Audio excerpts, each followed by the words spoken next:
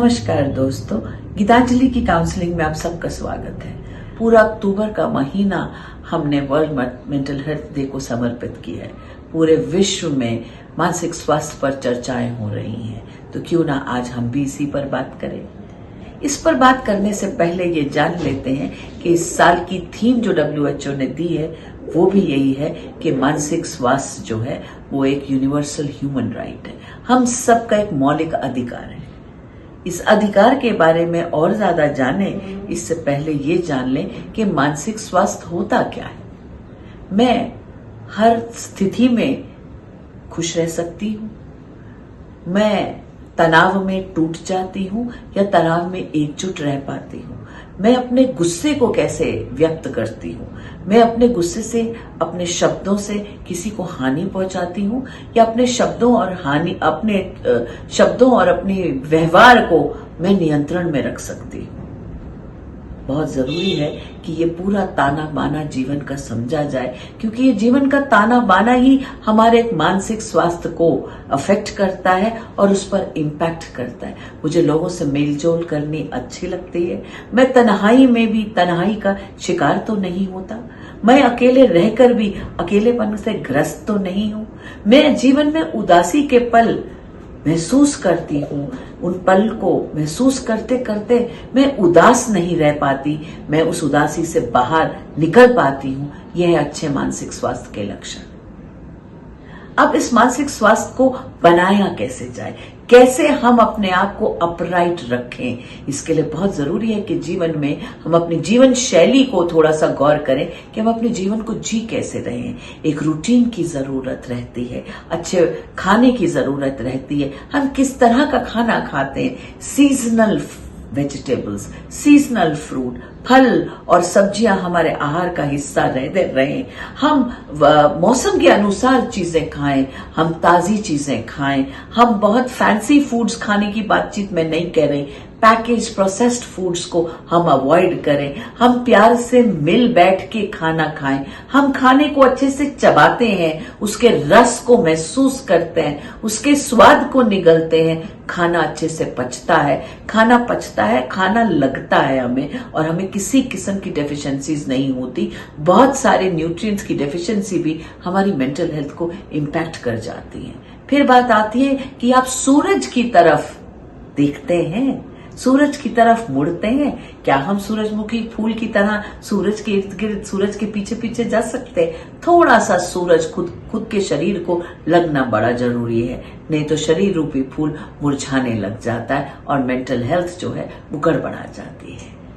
हम पैदल चलते हैं, हम कोई फिजिकल एक्टिविटी करते हैं, कोई एक्सरसाइज करते हैं, कोई साइकिल के पैडल घुमा लेते हैं, कोई गेंद से खेल लेते हैं, कोई चिड़ी छिक्का खेल लेते हैं, कुछ फिजिकल एक्टिविटी। जरूरी नहीं है कि आप वो एसी एयर कंडीशन जिम्स में ही जाके एक मशीन के ऊपर भाग दौड़ करेंगे, जरूरी नहीं है कि आप वजन उठा के अपने शरीर को तंदुरुस्त रखेंगे। आप घर के काम काज भी करते रहें, कभी डस्टिंग तो कभी सफाई, तो कभी पौधों को पानी, तो कभी किचन की स्लैब्स को साफ कर देना, कभी घर की छतों से जाले उतार देना, कभी बिस्तर को झाड़ के बिछा देना, कभी कपड़ों को सूखने के लिए डाल देना या सूखे हुए कपड़े उतार के ढांप देना। ये सब भी जो एक्टिविटीज हैं हमें चुस्त और तंदुरुस्त रखती है।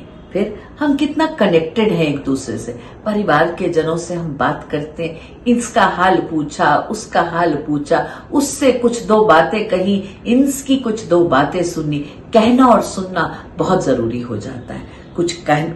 कोई हमसे कुछ कहे तो हम उसको कैसे सुन रहे हैं, तन और मन से सुनना बड़ा जरूरी है। Everybody needs to feel heard. हम सब ना एक इनविजिबल टैग लगा के घूम रहे हैं, I am important, I am important. हम सब दूसरों से सिग्निफिकेंस चाहते हैं, इंपॉर्टेंस चाहते हैं। बहुत जरूरी है to take respect, give respect. और मेंटल हेल्थ में ये बहुत मैटर करता है कि हमें एक सिग्निफिकेंस का एहसास हो, अपने जीवन में और हम किसी और को सिग्निफिकेंस का एहसास दे सके।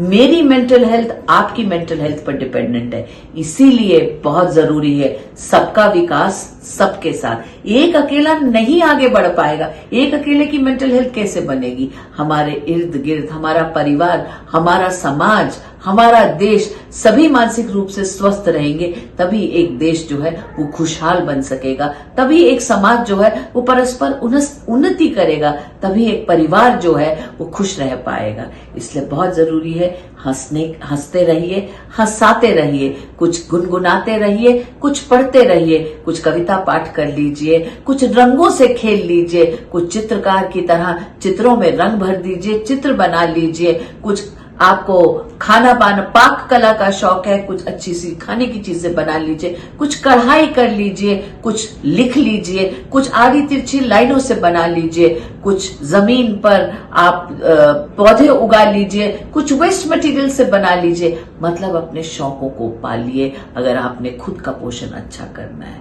बहुत जरूरी है, इन बातों का ध्यान रखिएगा, आपका मेंटल हेल्थ अच्छा रहेगा। लेकिन साथ ही साथ इर्द गिर्द भी देखते रहिए, होशियार रहिए, जागते रहिए। आपके इर्द गिर्द कोई चुप बैठा है, कोई गुमसुम है, कोई कट रहा है लोगों से, कोई मेल जोल नहीं कर रहा, कोई दोस्त छूट ना जाए, सबसे हेलो हाय करते रहिए, बोलते बुलाते रहिए, कुछ कहते कुछ सुनते रहिए। माना की मंजिल बहुत दूर है, माना की मंजिल बहुत मुश्किल भी है, डगर मुश्किल है, लेकिन इस डगर पे चलते रहना है, चलना ही जीवन का नाम है।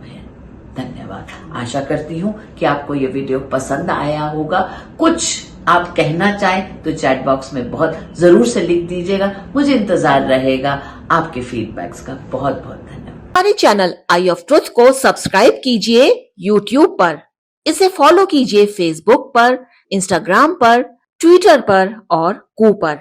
हमारे चैनल के बारे में फीडबैक देने के लिए हमें मेल कीजिए ioftruth.6@gmail.com पर।